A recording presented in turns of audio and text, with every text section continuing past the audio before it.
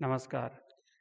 कक्षा 11 का जो आज़ादी के बाद का स्वर्णिम भारत वाला जो पेपर है, इसका मैं आज आपको कंप्लीट सॉल्यूशन दे रहा हूँ। ये नया पेपर है, सत्र 2025-26 का। तो आइए एक-एक प्रश्न करके हम कंप्लीटली यहाँ पे विद पीडीएफ आंसर देखने वाले हैं। मैं आपको यहाँ पे पीडीएफ अवेलेबल कराऊंगा प्रत्येक प्रश्न की। तो एक-एक प्रश्न का आंसर देखते हैं। पहला प्रश्न ये है कि धन निष्कासन का सिद्धांत किसने दिया था? तो इसका सही जवाब रहेगा बच्चों, 4 ऑप्शन है ना, उसमें से दादा भाई नौरोजी। इन्होंने धन निष्कासन का सिद्धांत जो है वो दिया था। दादा भाई नौरोजी आप देख पा रहे हैं, पहले प्रश्न का आंसर है दादा भाई नौरोजी। दूसरा प्रश्न है कि स्थापना के पश्चात कांग्रेस का पहला विभाजन कब हुआ था?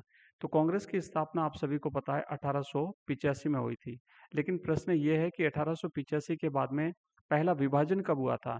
तो दूसरे प्रश्न का राइट आंसर है 1907 में। 1907 में कांग्रेस का पहला विभाजन हुआ था सूरत अधिवेशन के दौरान। 1907 इसका सही जवाब है दूसरे का। ऑप्शन राइट है।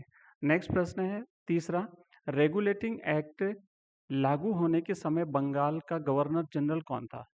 तो इंडिया में जब रेगुलेटिंग एक्ट पारित हुआ था, उस समय वॉरेन हेस्टिंग्स बंगाल का गवर्नर जनरल था। सही जवाब है इसका ऑप्शन ए, इस प्रश्न का राइट आंसर है। नेक्स्ट प्रश्न है हमारा तीसरा, अगला क्वेश्चन है। चौथा प्रश्न है कि किस भू राजस्व व्यवस्था में भूमि का मालिक जमींदार माना गया था? देखो, दो प्रकार की व्यवस्थाएं थी। एक थी रैयतवाड़ी व्यवस्था और एक थी महलवाड़ी व्यवस्था। तो जो रैयतवाड़ी व्यवस्था थी ना, इसमें जो है किसान जो होता था मालिक जमीन का, और जो महलवाड़ी व्यवस्था होती थी, इसमें भूमि का मालिक जमींदार को माना गया था स्थायी बंदोबस्त में। तो राइट आंसर इसका अ है। स्थायी बंदोबस्त जो था, इसमें स्थायी बंदोबस्त में जमींदार को मालिक माना गया था। आंसर ए इसका राइट है। नेक्स्ट प्रश्न है, प्लासी का युद्ध कब हुआ था? तो आपके यहाँ पे ऑप्शन दिए हुए हैं। इन ऑप्शन के हिसाब से प्लासी का युद्ध जो अपन देखते हैं वो हुआ था 1757 में। 1757, 23 जून 1757 इस प्रश्न का सही आंसर है। अगला क्वेश्चन देखिए नेक्स्ट, निम्न में से कौन सा सत्याग्रह का साधन नहीं है? तो सत्याग्रह का जो 4 ऑप्शन दिए हुए हैं, इसमें से भाई हिंसा जो है वो सत्याग्रह का साधन नहीं है। वायलेंस जो है वो सत्याग्रह में शामिल नहीं है। इसके अलावा बाकी जो ऑप्शन है, सविनय अवज्ञा, हड़ताल और उपवास, ये सभी सत्याग्रह के साधन हैं। अगला क्वेश्चन है नेक्स्ट, सातवां, संविधान सभा का गठन कब हुआ था?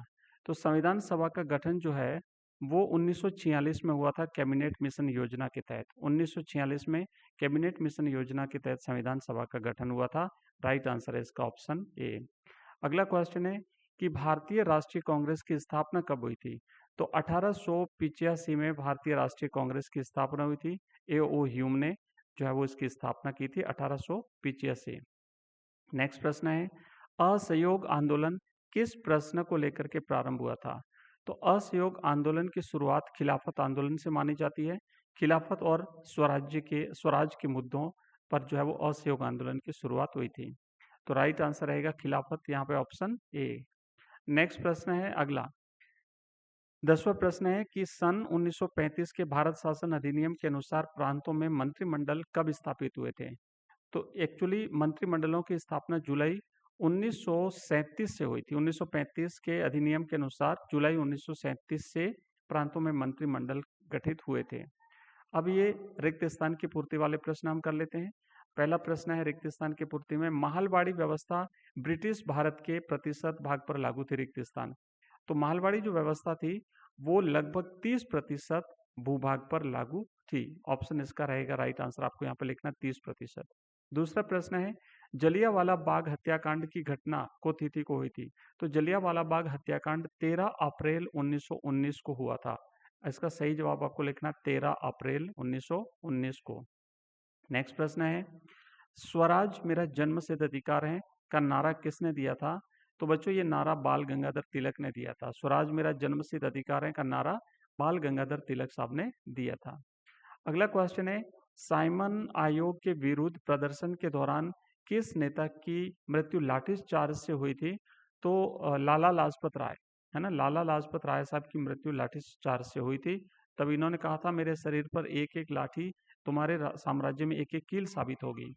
अगला क्वेश्चन है नेक्स्ट, रिक्त स्थान, संविधान सभा की प्रारूप समिति के अध्यक्ष किसे चुना गया था? तो संविधान सभा की जो प्रारूप समिति थी उसके अध्यक्ष डॉक्टर भीमराव अंबेडकर साहब को चुना गया था। अगला क्वेश्चन है कि संविधान सभा के स्थायी अध्यक्ष किसे निर्वाचित किया गया था? तो संविधान सभा की जो स्थायी अध्यक्ष थे वो उसमें डॉक्टर राजेंद्र प्रसाद संविधान सभा के स्थायी अध्यक्ष चुने गए थे और हमारे देश के पहले राष्ट्रपति भी बने थे। नेक्स्ट प्रश्न ने करो या मरो का नारा दिया था। तो 1942 में गांधी जी ने भारत छोड़ो आंदोलन के दौरान करो या मरो का नारा दिया था। राइट आंसर लिखना है गांधी जी ने।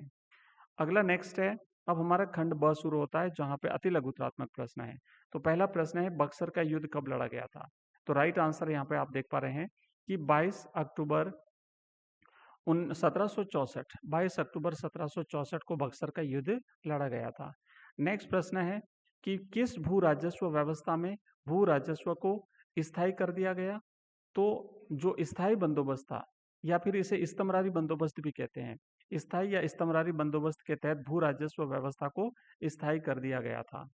नेक्स्ट क्वेश्चन है हमारा अगला कि लॉर्ड डलहौजी द्वारा किस नीति के तहत राज्यों को हड़पा गया था? लॉर्ड डलहौजी ने राज्यों को हड़पने के लिए एक व्यपगत का सिद्धांत या डॉक्ट्रिन ऑफ लैप्स या हड़प नीति कहते हैं, या आप तीन नाम है इसके सिद्धांत के तहत वो सभी राज्य जो है वो हड़प लेता था। नेक्स्ट प्रश्न है, गांधी जी को सर्वप्रथम महात्मा किसने कहा था? तो गांधी जी को सबसे पहले महात्मा रविंद्रनाथ टैगोर साहब ने कहा था। गुरुदेव रविंद्रनाथ टैगोर ने गांधी जी को सबसे पहले महात्मा कहा था। अगला प्रश्न है कि 1876 ईस्वी में इंडियन एसोसिएशन का गठन किसने किया था? तो 1876 में इंडियन एसोसिएशन का गठन सुरेंद्र नाथ बनर्जी और आनंद मोहन बोस ने किया था। राइट आंसर आपको लिखना है सुरेंद्र नाथ बोस और आनंद मोहन। नेक्स्ट प्रश्न है, बंगाल का विभाजन कब हुआ था? तो बंगाल का विभाजन 1905 में हुआ था। लॉर्ड कर्जन के शासनकाल में बंगाल का विभाजन 1905 में हुआ था और कांग्रेस जो है वो 1907 में टूटी थी भाई। नेक्स्ट प्रश्न है, भारतीय राष्ट्रीय आंदोलन का उदारवादी युग कब से प्रारंभ होता है? तो भारतीय राष्ट्रीय आंदोलन का उदारवादी युग 1885 से लेकर के 1905 तक था। 1905 के बाद फिर ये युग बदल जाता है। नेक्स्ट प्रश्न है, गांधी इरविन समझौता कब हुआ था? तो बच्चों गांधी इरविन समझौता जो है वो 1931 में 5 मार्च 1931 को हुआ था। उसके बाद गांधी जी दूसरे गोलमेज सम्मेलन में भाग लेने के लिए इंग्लैंड जाते हैं। नेक्स्ट प्रश्न है, संविधान सभा की प्रारूप समिति में कितने सदस्य थे? तो संविधान सभा की जो प्रारूप समिति थी उसमें 7 सदस्य थे। नेक्स्ट प्रश्न है कि साइमन कमीशन के विरोध में कौन सा नारा लगाया गया था? तो साइमन कमीशन जो आया था तो go back, Simon go back है ना, साइमन वापस जाओ का नारा लगाया गया था। अब इसके बाद बड़े प्रश्न भी देख लेते हैं। ब्रिटिश काल में लागू की गई विभिन्न भू राजस्व व्यवस्थाओं के 2 दुष्परिणाम लिखिए। तो आप लिख सकते हैं, पहला तो किसानों की अत्यधिक निर्धनता और ऋणग्रस्तता, और दूसरा लिख सकते हैं भारतीय कृषि का पिछड़ापन और अकाल की बारंबारता। नेक्स्ट प्रश्न आगे लिख बढ़ेंगे। अगला प्रश्न है कि poverty and un British rule in India पुस्तक किसने लिखी थी? तो poverty and un British rule किताब जो है वो दादा भाई नौरोजी ने लिखी थी। नेक्स्ट प्रश्न है कि सीधी कार्रवाई दिवस कब और किसके द्वारा मनाया गया था? तो सीधी कार्रवाई दिवस 16 अगस्त 1946 को मुस्लिम लीग जिन्ना द्वारा निर्देशित मुस्लिम लीग के द्वारा मनाया गया था, जिसमें अत्यधिक हिंसा हुई थी। नेक्स्ट प्रश्न है, स्वतंत्रता प्राप्ति से पहले भारत में प्रथम स्वतंत्रता दिवस कब मनाया गया था? तो आजादी से पहले भारत में 26 जनवरी 1930 को लाहौर अधिवेशन में पूर्ण स्वराज के प्रस्ताव के बाद मनाया गया था। तो याद रखना है 26 जनवरी 1930 आपको याद रखना है। नेक्स्ट प्रश्न है कि संविधान का उद्देश्य प्रस्ताव कब और किसके द्वारा लाया गया था? तो संविधान का जो उद्देश्य प्रस्ताव था, संविधान का उद्देश्य प्रस्ताव 13 दिसंबर 1946 को पंडित जवाहरलाल नेहरू जी के द्वारा लाया गया था। अगला क्वेश्चन है हमारा कि भारत सरकार अधिनियम 1935 के 2 बिंदु बताइए। तो भारत सरकार अधिनियम 1935 है, उसमें एक बिंदु था प्रांतीय स्वायत्ता की स्थापना और दूसरा था अखिल भारतीय संघ का प्रस्ताव। नेक्स्ट आगे बढ़ेंगे और अब जो है हमारे कुछ बड़े प्रश्न लघुतरात्मक प्रश्न है, तो इसमें अपन लघुतरात्मक प्रश्नों के आंसर जो है वो भी मैं यहाँ पे आपको बता देता हूँ। पहला प्रश्न है कि महलवाड़ी पद्धति क्या और यह पहले कहाँ लागू हुई थी? तो महलवाड़ी पद्धति क्या है? इसमें राजस्व का निर्धारण पूरे गांव यानी महल के रूप के साथ सामूहिक रूप से किया जाता था और यह सर्वप्रथम उत्तर पश्चिमी प्रांतों जैसे आधुनिक यूपी, मध्य भारत के कुछ हिस्सों और पंजाब में लागू की गई थी। नेक्स्ट, असहयोग आंदोलन के कोई दो परिणाम लिखो। तो एक था राष्ट्रीय आंदोलन जन आंदोलन बन गया, और दूसरा था स्वदेशी का प्रचार हुआ और विदेशी वस्तुओं का बहिष्कार हुआ। नेक्स्ट प्रश्न है कि भारतीय राष्ट्रीय आंदोलन के उद्भव के दो कारण लिखिए। तो एक तो लिखना है कि अंग्रेजों की आर्थिक शोषण नीति, और दूसरा लिखना है पश्चिमी शिक्षा का प्रसार और प्रेस या समाचार पत्रों की भूमिका। फिर आप लिखोगे लाहौर षड्यंत्र केस क्या था। तो लाला लाजपत राय की मृत्यु का बदला लेने के लिए भगत सिंह और उनके साथियों के द्वारा सैंडर्स की हत्या करना लाहौर षड्यंत्र केस के नाम से जाना जाता है। इस केस में भगत सिंह, सुखदेव और राजगुरु को फांसी हुई थी। अगला क्वेश्चन है कि गांधी इरविन समझौते के बारे में आप क्या समझते हैं।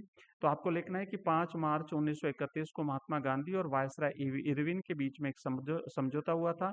इसके तहत कांग्रेस ने सविनय अवज्ञा आंदोलन स्थगित कर दिया और द्वितीय गोलमेज सम्मेलन में भाग लेने की सहमति दी थी, जिसके बाद गांधी जी ब्रिटेन गए थे। नेक्स्ट प्रश्न है 1919 के भारत शासन अधिनियम की दो विशेषताएं बताइए। तो पहला तो है प्रांतों में देश शासन प्रणाली को लागू किया। और इस तरीके से आपका हमारा जो ये पेपर है हमने कम्प्लीटली सॉल्व किया, और इसकी पीडीएफ आपको हमारे टेलीग्राम में मिल जाएगी। टेलीग्राम का लिंक इस वीडियो के डिस्क्रिप्शन में दिया हुआ है। मिलते हैं अगली क्लास में, तब तक के लिए जय हिंद, जय भारत।